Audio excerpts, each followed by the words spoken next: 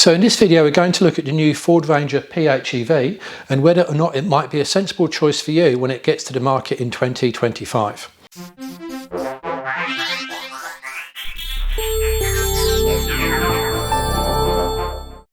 So what is a PHEV? Well, it stands for plug-in hybrid electric vehicle, and specifically in the case of the Ranger there is an electric motor and there is a petrol motor. You can also have a diesel, but the Ranger will only be petrol hybrid electric. Now the battery can be charged from a cable like you would a normal electric vehicle like a Tesla or something like that, but it can also be charged off regen. So when the vehicle slows down, the electric motor becomes a generator and then that charges the battery, which is the same way as a normal hybrid. So the vehicle can be driven in electric only mode, and Ford say up to 45 kilometers plus is their target, or only in petrol mode, or with both motors at the same time, and that's how a PHEV works. Now the PHEVs are best for fast slow work, which is why you see so many of them in taxis. This Prius is not a plug-in hybrid, but it is a hybrid because they're quite efficient when you're stopping, starting and stationary. They're not that efficient when you are in long range cruise, because then the battery doesn't have a chance to regen and it's pretty much dead weight. So this is what a PHEV looks like. This is a Range Rover Sport. You've got all the usual stuff you'd normally have: petrol, diesel engine, etc. You've also got a battery at the back here, and then you've got an electric motor as well as your petrol or your diesel version. And this is what a BEV looks like, or battery electric vehicle. So you've got a large, very large battery, typically down in the centre between the wheels. You've got a motor either at the back or the front, or in this case both. Now there's also a hybrid, and this is what I guess we're typically used to. This is a Toyota Prius hybrid. This was actually the slowest vehicle I've ever tested, and with this there's limited battery control, and there is an EV mode, but that only really goes for about 2 kilometers or something like that. You can't plug it this Prius in, and the battery is only there just to make the vehicle more efficient. It's not there as its own power source. And there's also mild hybrids which Toyota are talking about, and these are 48-volt systems, and you can't even drive them on EV mode at all. There's no specific EV mode. All that does is just help the petrol or diesel engine along a bit and improve its efficiency. So what do we actually know about this vehicle? Well, not a huge amount at the moment, but here's what we do know. We know that it's coming in 2025. The petrol engine is the 2.3 litre, which is in the Mustang and various other vehicles, turbo. Ford have targeted 3.5 tonnes. The press release say the 3.5 tonne towing is a target. Other information says it's more definite, but I'm pretty sure it probably would be. They say it's going to be 45 kilometers plus electric range. Again, that's not a lot for a PHEV. Normally it's around about 70, 80 or thereabouts, but 45 is what they're looking at. It's got the most torque of any Ranger. They're keen to play that up. That would be when the petrol engine is combined with the electric engine. And it's got pro power. So the idea is you're able to carry that battery to different locations and do things with it, as this tradie is doing here. Now we can take a look at the Ford F-150 hybrid petrol and give us a couple of indications here. So that has a tare weight of 2241 kilograms, and a hybrid is an extra 258 kilograms heavier.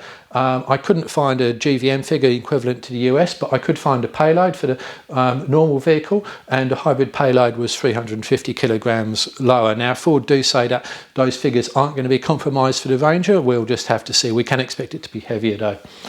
All right, so how does that battery management actually work? Well, there's 4 modes. There's auto, which is when the vehicle's driving along, it will just use the petrol engine and the electric motor interchangeably as and when the computers see fit. So for example, if you're in stop-start traffic, typically what happens is the petrol engine gets shut off and then it works purely on electric. The electric might accelerate it up to 60, 70, 80 k's an hour, then the petrol would come in and take over. That would all be completely seamless. You don't need to do anything at all. And when you slow down, the vehicle would get regened and start to charge that battery.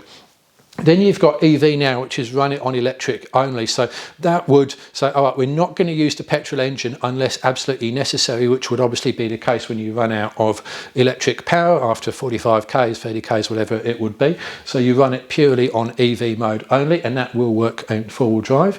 EV later, this is a good one.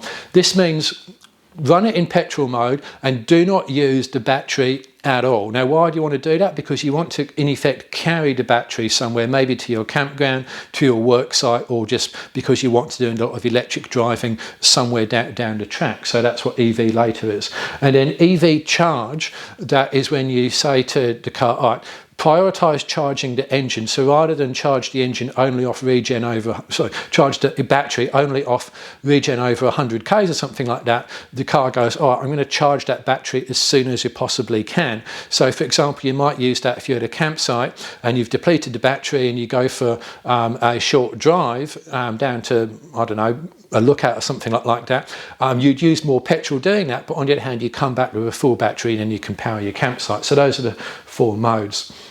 Now, what can we expect out of this? This is my speculation here. It's going to be heavier. It's got to have a petrol engine, and it's going to have that battery, and it's going to have all the rest of it. It will be heavier. So there may be less payload. Ford is saying not, but they're not absolutely promising. They haven't released the specs yet, so we'll have to see that. The rear axle load limit might actually be needing to be increased as well, or less capable, less available, because I suspect the battery is actually over the rear axle. That would be the logical place to put it. It will certainly cost more to buy. Whether you get that in 5 years, we'll actually look at those costs in a minute. Reduced packaging space. There's going to be less space in this vehicle for things. Now, it doesn't look like it here, but somewhere there would be a battery, and if that battery is over the rear axle, then if you put a service body on it, in my service body I've got a water tank underneath my service body, and maybe that space is taken up by the battery. So if it's not there, where is it? Hopefully it wouldn't be underneath the vehicle, because you want to keep that battery well out of the way. You certainly don't want it damaged. I don't know the size of the battery. Ford haven't released that yet, but I think it's going to be around 8 kilowatt hours, which is important because that's how much energy you're going to be carrying around there.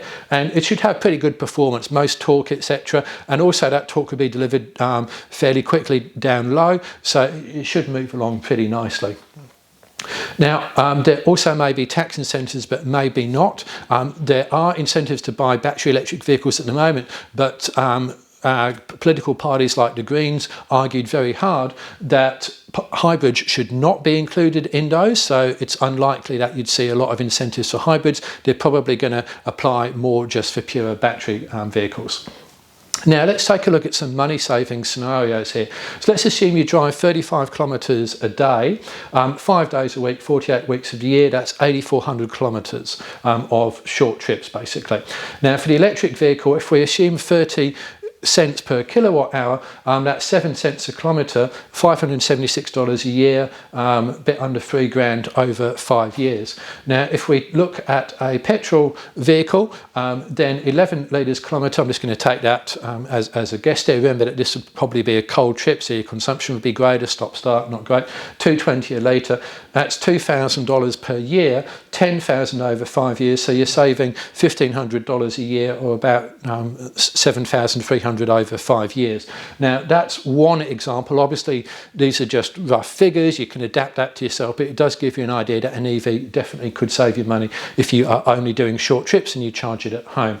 Now that's part one. Now part two, let's assume you drive 20,000 kilometres a year.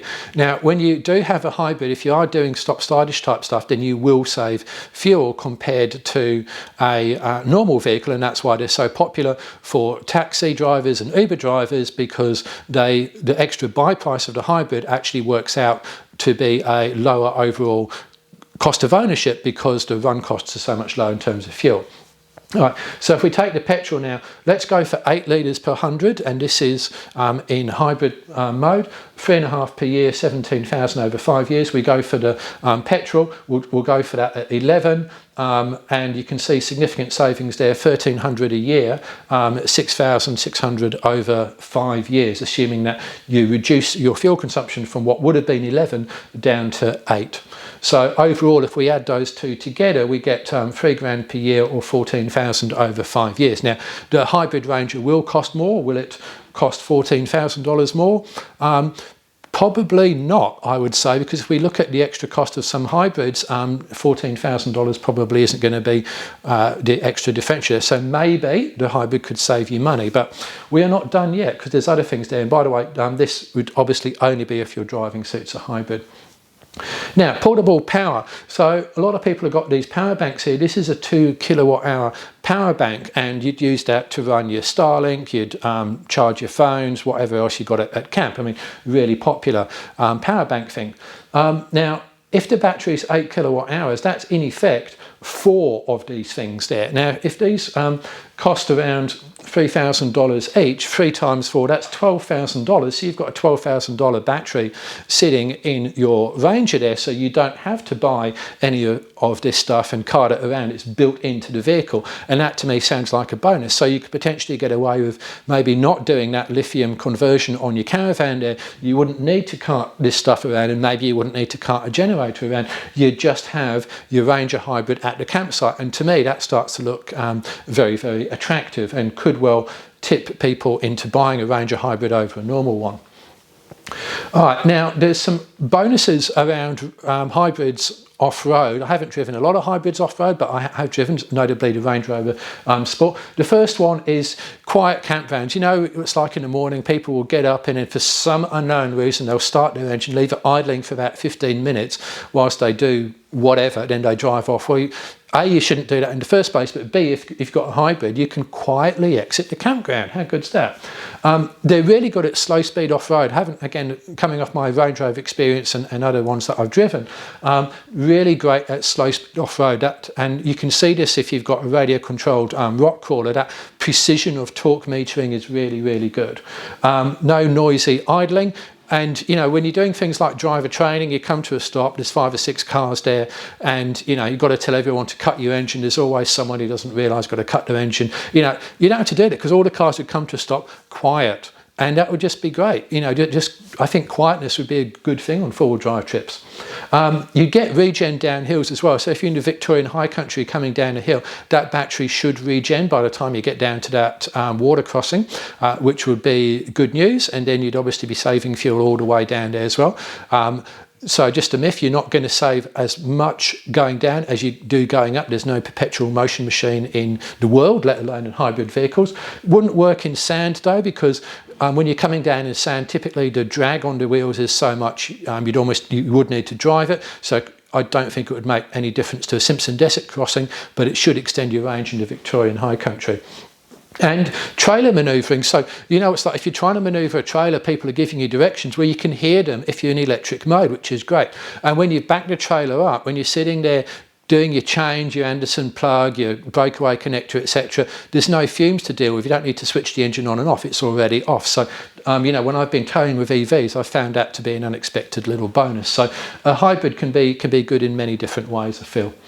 And if you want to see what one looks like, this is a Range Rover Sport hybrid. I tested it off-road in pure EV, even towed a trailer with it, so I'll let you listen to what that sounds like now.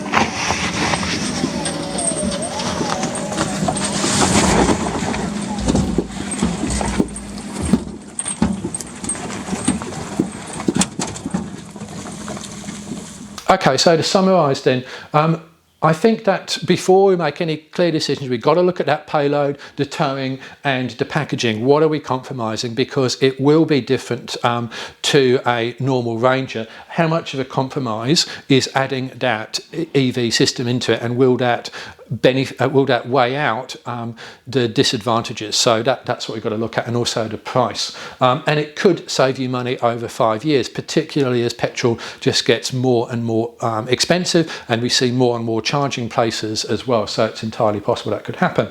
Then there are reasons to buy over money saving alone. You know, to me, the fact it's got this massive battery on board for a campsite and powering your caravan, that in itself could almost justify the price. And yeah, it could power your caravan with it. Really, I think it's now a case of just watch this space. Let's see what information Ford drips feed out to us and what other manufacturers follow suit. But I think this actually might end up being a pretty practical Ranger. We just need to wait and see for the details. So I hope you found this video useful. If you've got any questions, please drop them in the comment section, and thanks for watching.